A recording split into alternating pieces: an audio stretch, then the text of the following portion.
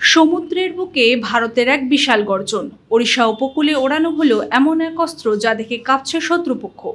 ভারত সফলভাবে পরীক্ষা করল 1500 কিলোমিটার পাল্লার হাইপারসনিক অ্যান্টিশিপ মিসাইল। ভাবুন তো, ঘন্টায় 6100 কিলোমিটার গতি, অর্থাৎ শব্দের চেয়েও 5 গুণ দ্রুত।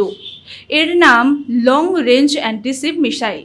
এটি এতই ফাস্ট যে পৃথিবীর কোনো আধুনিক যুদ্ধজাহাজের ডিফেন্স সিস্টেম একে আটকাতে পারবে না।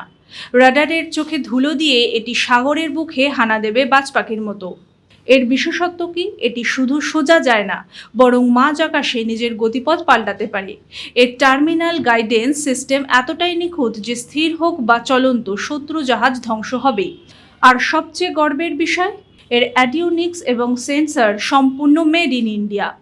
2024 নভেম্বরের সাফল্যের পর ভারত এখন হাইপারসনিক প্রযুক্তিতে বিশ্বের হাতগোনা কয়েকটি দেশের তালিকায়। এটি শুধু একটি পরীক্ষা নয়, এটি সমুদ্র সীমান্তে ভারতের আধিপত্যের নতুন এক মাইল ফলক। আমাদের বিজ্ঞানীদের এই সাফল্যে আপনি কতটা গর্বিত কমেন্ট করে জানান। জয় হিন্দ। আর এই ডিফেন্সের এমনই সব ব্রেকিং নিউজ পেতে সাবস্ক্রাইব করুন মাধ্যম।